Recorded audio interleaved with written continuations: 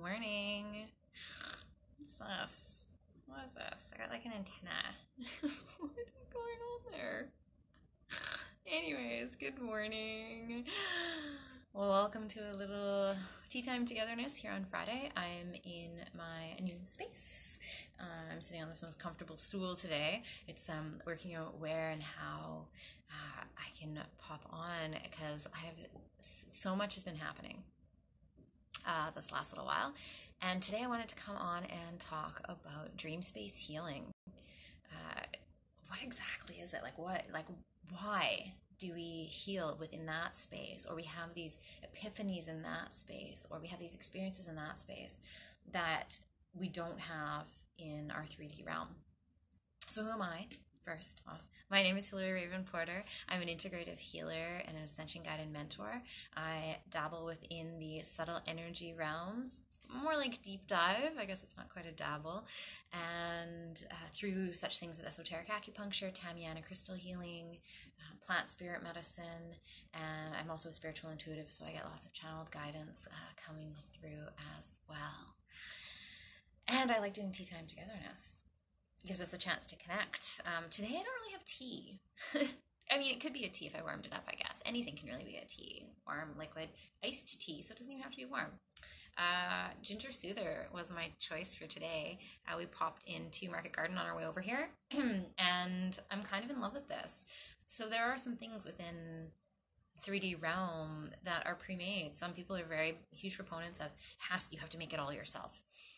I went through that phase, yes. But then we also do have time constraints. We do have other things happening in our lives, and there are some really lovely things out there for us that are technically a convenience food, but that also are high vibrational still. So I'm quite a fan of the ginger people. You might have seen their sauces or their ginger chews is what I remember them starting out with. So I'm in a new space, and the internet kind of is interesting. So you might notice me doing that sometimes, right? So anyways, that's what I'm drinking today. I would love to know what is in your cup today. So good. Yeah, this is just like, that's what I love. What is this? Filtered water, honey, oh, I can pronounce that, ginger juice, and lemon juice, right? Could have totally made it at home, but time constraints. So, dream space healing. I travel a lot in the dream space realms. I have a lot of astral. I basically live two worlds. I live this realm, and then I also live in the other realm as well. A lot. So when I go to sleep, I basically wake up on the other side and live a whole new life. So sometimes when I wake up, I feel exhausted. And this can happen. The more that you are dabbling appears to be the word today.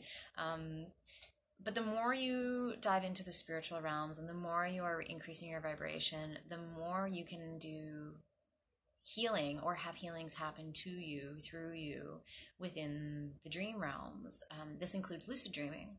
So lucid dreaming basically is where you are able to control your dream. You know that the dream is happening. You know that you're like, oh, okay, I don't really want to do that, so I'm going to do it. It's basically exactly like you and I are talking right now, but you're in dream space. It's crazy, right? It's true. And you can do a lot of healing here. So you can actually set intentions when you go to sleep. My intentions lately have been, please just let me sleep through the night. Just a regular sleep, please. But you can set intentions. Like, I'm looking for guidance, answers, knowledge, wisdom around a certain topic. If you're having challenges and stuff like that, or you can ask for specific type of dreams. You know what, I really need an uplifting dream this evening. And then there's ways you can dive into that. I wish I could remember the name of the book. It's at my house. I'll post it later. I'm gonna make myself a little note so I don't forget. Dream book. Okay. I will post that later on my stories. It's an older book. I've only ever honestly made it through 3/4 of it, half 3/4 of it, because the dream realm became so powerful that it literally felt like I wasn't sleeping. So I was waking up tired. I'm at the time of my life that wasn't really conducive to where I was at. I mean, it's not ever really conducive, but as you are more and more in tune with this stuff, now I could probably read the book because I do that on a regular night anyways, and I've learned how to adjust throughout it. But it had some really great, powerful ways on how to start dipping your toes into the lucid dream realm. But dream healing. So why do we get these epiphanies? Why do we wake up being like, I think my hip is fixed? I had this dream last night that these things were happening. The work that happens to us in dream space from other beings as well. So I like to consider it like athletes, pianists, those kinds of things. You often hear about, they sit down, musicians, they sit down and they visualize what they want to happen. They visualize themselves making that 3-point basket. They visualize themselves playing that perfect concerto. They visualize it. And it's proven that when you visualize like that, your body feels like it's done it. And it actually helps with the motions and the actions. You don't actually have to be playing the piano. You can visualize yourself playing it. And the clearer the visualizations and the more you put yourself there in your mind, the more your body actually responds as if it's actually happening. The hormone levels, the way that your body is reacting inside, the chemical reactions that occur in this beauty that is us as a human beings actually occurs. So think of how, if you think of a scary moment in your life or a scary dream, what happens? Your heart will start racing. You possibly start sweating, your tummy might become upset, right? You might start getting the nervous stomach, gets into knots, those kinds of things, because your body is reacting because it sees it as real. So this is also a huge proponent and foundation for where your thoughts go, you go. So if your thoughts are always going into these spaces, well, of course, the rest of your body is going to follow because you're creating it. If you have more thoughts of the joyous things, if you now focus on something that just brings so much vibrancy and joy in your life, what happens in your body? You're releasing those hormones, those chemical reactions. So when you are sleeping, you are having these healings happen, and your body, these visualizations, and your brain is then triggering it down into your body as if it's really happening. But why would we have them in those spaces and not necessarily right now in the 3D realm? Because sometimes we might not accept those, because those healings are not always pretty, right? Think about, I'm going to go to a very touchy subject here for a second, but there's a lot of sexual trauma within our society. And if you have sexual trauma, or if you can imagine any trauma that you've had, and when you're thinking about, sometimes it's too much, and you're just like, nope, can't deal with this, breakdowns, depression, hard to function within your regular life. But when those healings happen in the dream space, it's easier to put it at an arm's length, but still allow it to come out safely and be processed. That's part of healing. So when I'm saying healings, I'm not even meaning like light was coming down upon me, light was beautiful, I was blessed, I was healed. No, because we have these traumas within our cellular memory. They sit in all those little nooks and crannies. And then when they come out in little doses, sometimes big doses. And then that's where we hit the wall and often have a hard time then living throughout our day, right? Because you're dealing with this trauma and it's so much that you can't integrate. So it's integrating the trauma and being like, okay, that happened then, that is not now. The lesson is learned. I release everything else that I don't need. But sometimes it is so intense to deal with it right here, right now, that's why our brain puts our walls up. But in the dream space, it's an arm's distance away.